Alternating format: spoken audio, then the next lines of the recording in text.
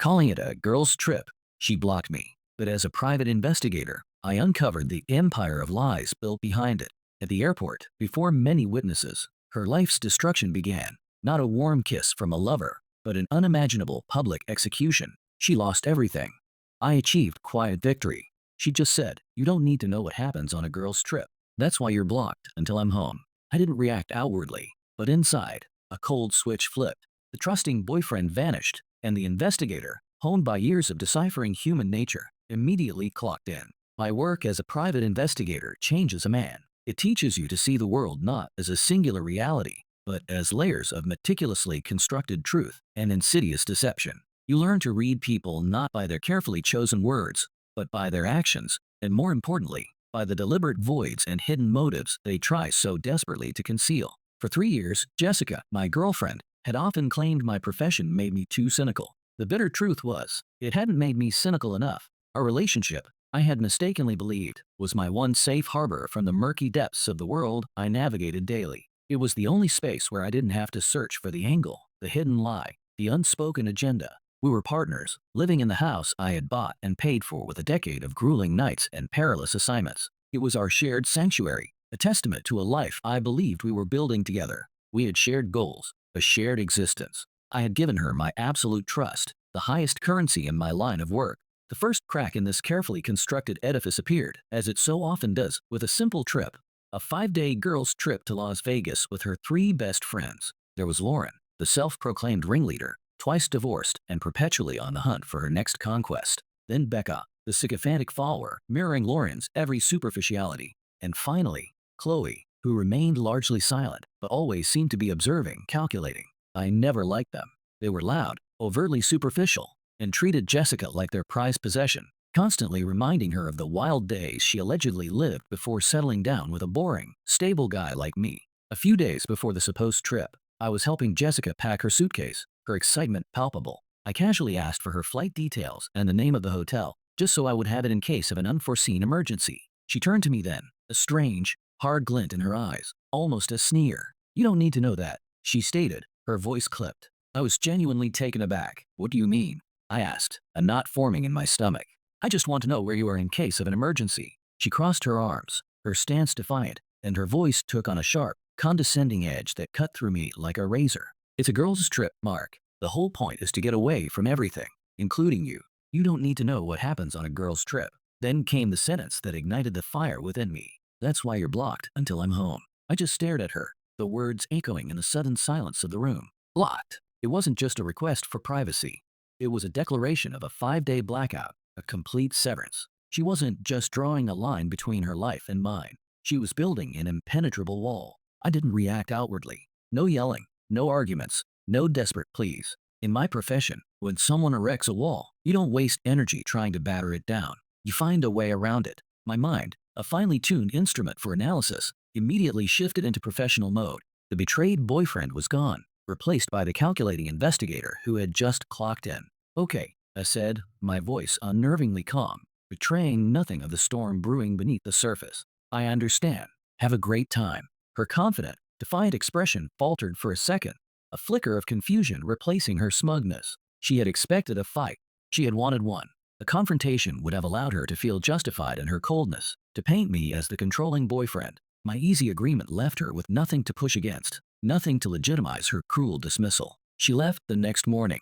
I drove her to the airport. She was cheerful, almost giddy, already fully immersed in her vacation fantasy. As she got out of the car, she leaned in to kiss me. A perfunctory peck. "Don't miss me too much," she said with a dismissive wink. "I'll call you when I land to let you know I'm unblocking you." "No, you won't," I replied, my voice flat, devoid of humor. She laughed, assuming I was joking, oblivious to the ironclad resolve behind my words. I watched her walk into the terminal, dragging her designer suitcase behind her, a symbol of the life she coveted. Then, I drove away. I didn't go home. I went directly to my office. The investigation had already begun. She thought she was orchestrating a 5-day blackout. She had no idea I was about to flood her meticulously constructed world with an unforgiving, blinding light. She was expecting me to be waiting for her at the airport when she returned. And in a twisted way, she was right. I wouldn't be there. But she was about to discover who was truly waiting for her, ready to dismantle every lie. Update 1. It has been 1 week since Jessica embarked on her supposed girls' trip. For her, it was a week filled with parties, meticulously curated social media pictures, and carefully guarded secrets. For me, it was a week of quiet, relentless, methodical work. The kind of work I excel at, the kind that reshapes worlds in the shadows. The first step, upon reaching my office, was deceptively simple. I ran the license plate of the high-end SUV that had picked up her 3 friends that morning. Lauren, the ringleader, had made the amateur mistake of posting a pre-trip photo of the 4 of them in front of her house, the vehicle clearly visible in the background. The plate came back registered to a man named Adam Cole, a senior partner at a prominent investment firm in our city. A quick search revealed another crucial detail. Adam Cole was married, with 2 young children. Interesting. Jessica had casually mentioned they were flying on a budget airline, a detail I had filed away. A little digging into the flight manifests for Las Vegas on that particular day, however, told an entirely different story. There were no tickets under her name, nor her friends' names, on any commercial flight. Yet, there was a flight plan filed from our city to Las Vegas that very morning for a private jet owned by Adam Cole's firm. The passenger list wasn't publicly accessible, but I no longer needed it to be. The picture was already becoming unsettlingly clear. The blocking wasn't an obstacle, but a gift. It was a confirmation of deception, a permission slip to operate without the pretense of the trusting boyfriend. It had been intended to keep me in the dark, but instead, it illuminated my path forward. Her friends, however, were not as careful, or perhaps, not as clever. They were arrogant, basking in their perceived invincibility. Becca, the follower, maintained a public social media profile, an uninhibited fountain of information. Throughout the week, she posted a steady stream of pictures and videos, all carefully framed to project the image of an innocent girls' trip. Photos of the 4 of them with exotic cocktails by the pool, a video of them dancing exuberantly at a high-end nightclub, a group selfie in front of a famous casino. But amateurs, I've learned, always make mistakes. In the reflective lens of Becca's oversized sunglasses in one selfie, I could clearly discern the outline of a man sitting across from them at a private cabana. In the background of a video clip from the nightclub, Lauren could be seen laughing, leaning intimately into a man who was most certainly not her ex-husband. The most damning piece of evidence, however, came from a photo Chloe, the quiet observer, posted. It was a group shot of the 4 women at a lavish dinner. On the wall in the background hung a distinctive piece of abstract art, a large, vibrant painting.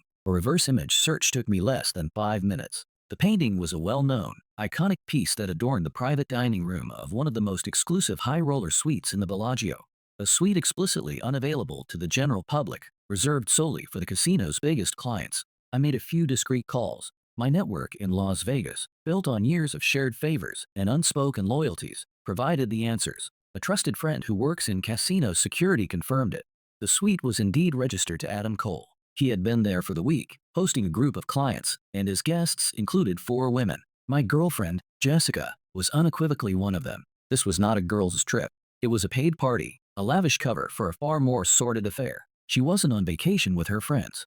She was an accessory, a commodity for a wealthy, married man and his business associates. The entire charade, the secrecy, the calculated blocking, was an elaborate cover for a life she was living, a life I was completely excluded from. The final piece of this agonizing puzzle was the most painful, a gut punch that solidified my resolve. In one of Becca's videos, captured in the background, I saw Jessica. She was laughing, holding a drink, engaged in conversation with a man. His face wasn't perfectly clear, but there was an unsettling familiarity about him. I isolated the audio, meticulously cleaned it up using my specialized software, and ran it through a voice analysis program. It was a long shot, a desperate hope for a different outcome, but I had to know. The program matched the voice pattern to a sample from my own database. The voice belonged to Scott, her ex-fiancé, the man she had repeatedly told me she despised, the man she claimed had cheated on her and broken her heart. He was, coincidentally, one of Adam Cole's clients. The entire narrative she had constructed was a monumental, complex, deeply layered, and utterly insulting lie. She hadn't merely gone on a trip without me. She had gone on a trip to be with another man, funded by a different man, all while meticulously pretending to be with her friends. My course of action became crystal clear, etched in cold, hard certainty. This wasn't a situation that warranted a conversation, a negotiation, or a plea. It demanded a consequence, a public, undeniable, and life-altering consequence. My plan of action was clear, precise, and devoid of any lingering sentimentality. I began with Adam Cole's wife, Catherine. A thorough background check revealed she was a highly respected pediatrician, a devoted mother, a woman who, to all appearances, seemed utterly oblivious to the illicit activities her husband engaged in during his business trips. I knew better than to contact her directly. That was not my place, nor my method. Instead, I meticulously compiled a digital dossier, a neat, irrefutable package containing every incriminating detail. The private jet's flight plan, the explicit hotel suite registration at the Bellagio, and the damning social media photos, including those clearly showing her husband intimately entangled with Lauren. I sent this file, with an anonymous but pointed note, to a reputable divorce attorney in her city. You might want to show this to your client, Catherine Cole. The note read, "It seems her husband's business trips are more eventful than she knows." Next, I turned my attention to Scott, Jessica's deceitful ex-fiancé. Public records revealed he was a real estate developer, currently embroiled in a messy and public business dispute with his former partners. This was a gift. I have a friend, an investigative journalist, whose hunger for a juicy scandal is insatiable. I sent him an anonymous tip, detailing a certain real estate developer who allegedly funded his lavish lifestyle and his frequent trips to Las Vegas with other people's money. I included Scott's name, along with specific, easily verifiable details about his questionable business dealings, information that wasn't difficult to unearth if you knew precisely where to dig. Finally, I began my preparations for Jessica's return. Her flight was due to land on Sunday afternoon. A few days prior, she had sent me a brief, cheerfully dismissive text from a friend's phone. "Having so much fun. Can't wait to see you. Pick me up at 3 p.m. on Sunday. I'll unblock you when I'm on the plane." My reply was a single, non-committal word. Okay. She was expecting me. She was envisioning a warm hug, a tender kiss, a quiet drive home during which she would spin a series of carefully edited, sanitized stories about her girl's trip. She had no earthly idea what was truly waiting for her. My objective now was to find the one person who had an even greater right than I did to confront Jessica at that airport. It took me 2 solid days of relentless work, but I found her. Her name was Emily. She was Scott's live-in girlfriend, a school teacher, and completely unaware that her boyfriend, who had claimed to be at a remote wellness retreat in Arizona with no cell service, had instead been cavorting in Las Vegas. I called her. It was, without a doubt, the hardest phone call I have ever had to make in my career. I introduced myself, calmly explained who I was, and then, with clinical precision, I laid out everything I had discovered. I sent her the irrefutable evidence, the audio file of Scott's voice, the damning pictures, the explicit hotel information. A long, agonizing silence stretched between us. Then, she began to cry, soft, choked sobs that tore at something deep inside me. But after the initial tears, a cold, hard anger ignited within her, an anger that mirrored my own. I told her about Jessica's flight, the exact landing time, and then I presented my proposition. "She's expecting me to be there," I explained, "but I think you're the one she truly deserves to see first." Emily agreed without a moment's hesitation. The stage was set. The actors were in place. Jessica's flight was scheduled to land in less than 24 hours. She was anticipating a triumphant welcome home party. She had no idea she was about to walk into a funeral. Her own.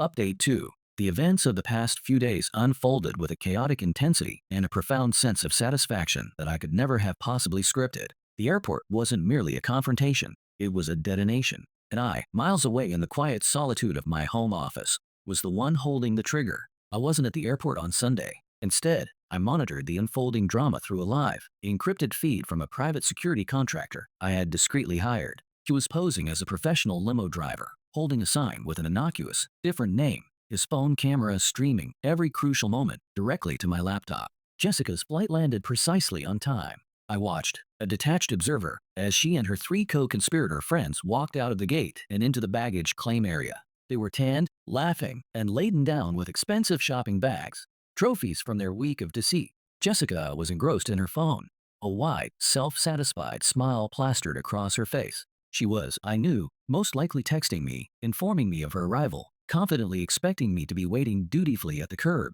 eager to embrace her. As they finally emerged through the main doors into the bustling arrivals hall, my gaze fixed on Emily. She was standing there, a beacon of calm and composure amidst the chaos, holding a large, professionally printed poster board. On that board, rendered in crystal clear, high-resolution detail, was the photo I had painstakingly acquired through my casino contact. It was an irrefutable image of Jessica and Scott, seated together at a blackjack table in the high roller lounge, his arm draped possessively around her. Jessica saw Emily first. Her triumphant smile froze, instantly dissolving into a mask of pure terror.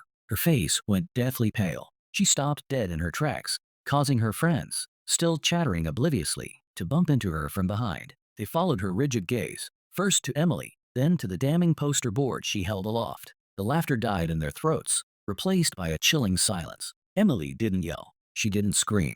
She simply stood there, an immovable force, allowing the picture to do all the talking. The arrivals hall of a major international airport is a symphony of noise and movement, but around them, a small, intense bubble of silence and palpable drama formed. People paused, stared, and instinctively pulled out their phones, sensing the unfolding spectacle. Jessica, in a desperate, pathetic attempt to regain control, tried to walk away, to pretend she didn't know Emily. But Emily was prepared, a quiet fury fueling her resolve.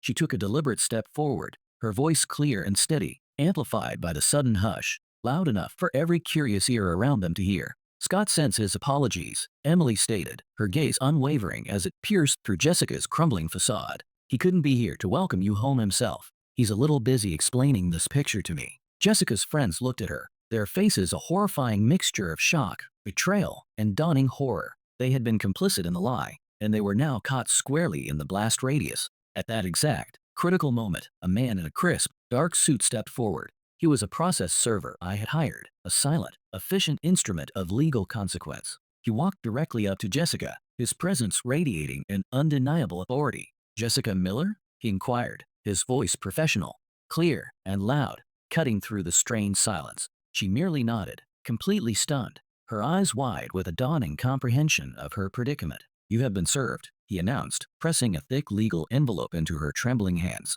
Inside that envelope was a formal eviction notice. She had precisely 30 days to remove all her belongings from my property. Also unclosed was a restraining order, legally prohibiting her from contacting me or coming within 500 feet of my house or my place of business. The brutal combination of public humiliation and the cold, unyielding weight of legal documents was simply too much for her fragile composure. Jessica crumpled. She dropped her expensive shopping bags, covered her face with her hands, and began to sob, a raw, desperate sound that echoed through the stunned silence. Her friends didn't rush to comfort her. Instead, they hastily grabbed their own bags and scattered, melting into the surging crowd like rats abandoning a sinking ship. They wanted no part of the catastrophic mess they had so eagerly helped to create. My security contractor's camera captured the entire, agonizing spectacle. The beautiful, confident woman who had so arrogantly blocked me from my life just 5 days earlier was now reduced to a sobbing, humiliated wreck, sitting alone on the cold, unforgiving floor of an airport, surrounded by her expensive, meaningless shopping bags, utterly, irrevocably alone.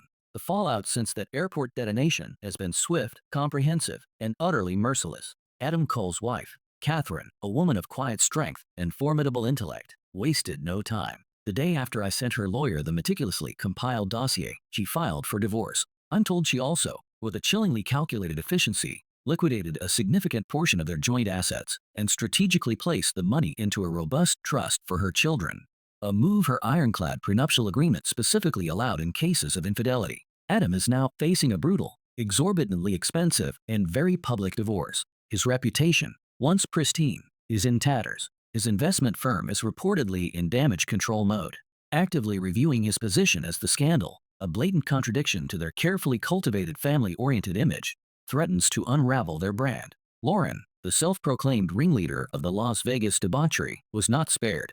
She has been explicitly named in the divorce proceedings, effectively blacklisting her from the exclusive social circles she once so desperately sought to inhabit. Scott, Jessica's duplicitous ex-fiancé, is also drowning in a world of trouble. The investigative journalist I tipped off, a man with a keen nose for corruption, ran a scathing, in-depth story about Scott's shady business dealings and his questionable financial practices. His former partners are now suing him for egregious damages, and his professional reputation, once built on an illusion of success, is in absolute tatters. Emily, his betrayed live-in girlfriend, has bravely left him. With my quiet, strategic assistance, she is now meticulously preparing her own comprehensive legal action against him for financial damages, seeking restitution for the lies and the resources he squandered. And Jessica, her life is not merely in ruins. It is a smoking, desolate crater. She has no boyfriend, no home, and her friends, those superficial companions she valued more than loyalty, have abandoned her completely, vanishing without a trace. The ignominy of having to call her parents to come and collect her from the very airport where her life publicly imploded must have been unbearable. I can only imagine the suffocating silence and the harsh truths exchanged during that drive home. She is now living in their spare bedroom, A 30-year-old woman whose entire life has been brutally reset to zero, stripped bare of every illusion she clung to. She has, of course, tried to contact me. Burner phones, newly created email accounts, a desperate, pathetic barrage of attempts to breach the firewall I had erected. I have not responded. My lawyer, a stern and efficient guardian of my new boundaries, has sent her a cease and desist letter, a stark reminder of the restraining order now firmly in place. Her friends have also made their own pathetic attempts at damage control, each with their flimsy excuses, claiming they had no idea what was really going on, that Jessica had lied to them. I have not responded to them either. They are irrelevant footnotes in a chapter I am rapidly closing. I spent the entire week after her return systematically erasing every trace of her from my life. Her belongings, carefully packed by a professional moving company, were delivered to her parents' address. I changed my phone number. I meticulously scrubbed my social media, removing every last vestige of our shared past. To her, and to the hollow world she inhabits, I have become a ghost. She thought she was merely playing a game, a shallow pursuit of having it all, the stability I provided, and the thrill of a secret, illicit life. She fundamentally failed to understand that in my world, there are no games. There are only undeniable facts, irrefutable evidence, and severe, inescapable consequences. She gave me a 5-day blackout. I, in return, gave her a lifetime of it. Final update. It has been 6 months since that unforgettable day at the airport. The dust has not merely settled. It has been meticulously swept away, leaving behind a clean, unblemished slate. I am penning this final update not out of a desire to gloat, but to ceremoniously close the book on this tumultuous chapter of my life, and to detail the quiet, profound consequences of a series of very loud, self-serving mistakes. My life has moved forward in a way I hadn't anticipated. After the initial, potent rush of satisfaction from the revenge slowly receded, I was left with an unexpected sense of emptiness. I had unequivocally won, but the victory, I realized, felt strangely hollow. I had spent so much of my life meticulously looking for the deception in others, for the angles and the lies, that somewhere along the way, I had forgotten how to genuinely look for the good. The person who helped me rediscover that vital perspective was Emily, Scott's ex-girlfriend. We stayed in touch after the airport incident, drawn together by a shared wound, two individuals profoundly betrayed by the same intricate web of lies. We found a strange, comforting solace in that shared experience, a quiet understanding that transcended words. We started meeting for coffee, then dinner. We talked about everything under the sun, carefully avoiding the subject of what had happened, allowing our new connection to grow organically. We discussed our jobs, our families, our dreams, our vulnerabilities. Through these conversations, I discovered a woman who was not only kind and genuinely funny, but possessed an incredible, quiet strength that deeply resonated with my own. We are dating now. It is a slow, deliberate, and exquisitely careful progression, and it is built, foundationally, on an absolute, unwavering honesty, the most real, unadulterated thing in my life. The lives of the people who orchestrated so much chaos, however, have found their own fitting, desolate conclusions. Adam Cole's divorce was finalized, a brutal, drawn-out affair. Catherine, armed with the irrefutable evidence I provided, systematically stripped him of everything she was legally entitled to.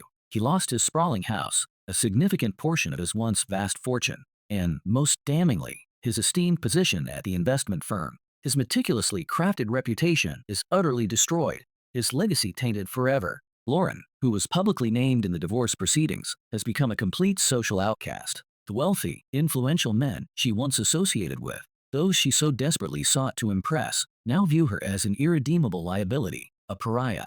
Scott's legal troubles have only deepened, snowballing into an insurmountable crisis. The in-depth article published by the investigative journalist I tipped off triggered a full-scale official investigation into his dubious business practices. He is currently facing multiple, potentially ruinous lawsuits, and the very real prospect of criminal charges looms over him like a dark, inescapable cloud. He has lost everything he once valued: his business, his reputation, his relationships, and Jessica. Her story is the quietest, and in many ways, the saddest. After months of living in the suffocating spare bedroom of her parents' house, she finally managed to secure a new, low-paying job and moved into a small, unremarkable apartment. She is starting over, a forced rebirth, but she is doing it entirely alone. Her friends never returned. Her meticulously constructed reputation never recovered. I received one final communication from her about 2 months ago. It was a letter forwarded to me by my lawyer, thick and handwritten. It was a long, unvarnished apology. She made no excuses. She didn't beg for a second chance. She simply owned it, every painful word, She wrote that the public humiliation at the airport was, without question, the worst day of her life. But, she admitted, it was also the day she finally saw herself, truly saw herself, for who she was. A person who valued the fleeting attention of others far more than the profound love and trust of one. She wrote that she was in therapy, diligently working on herself, and that she hoped one day to become someone she could genuinely be proud of. She ended the letter by acknowledging that she didn't expect forgiveness, but that she was genuinely, deeply sorry for the immense pain she had inflicted upon me. I read the letter, every word, and for the very first time, I felt neither anger nor the empty satisfaction of revenge. I simply felt a sense of profound, undeniable closure. I believe her apology was genuine, but I also believe, with a certainty forged in fire, that some things, once shattered beyond recognition, simply cannot be put back together. My revenge was never just about exposing a lie. It was about forcing a group of people who comfortably inhabited a world of self-serving illusion and artifice to finally face a moment of undeniable, brutal truth. The airport had been a stage, and on that stage, they were all forced to strip away their masks to reveal their true, ugly selves. What was left, in the harsh glare of reality, was far from pretty. I don't think about them anymore. My life is full, rich, and built on a foundation of authentic connection. I have a partner I implicitly trust, a business I am profoundly proud of, and a deep sense of peace I haven't felt in years. I still see the world in layers, in shades of truth and deception. But now, I am far better at discerning the good, the genuine, amidst the bad.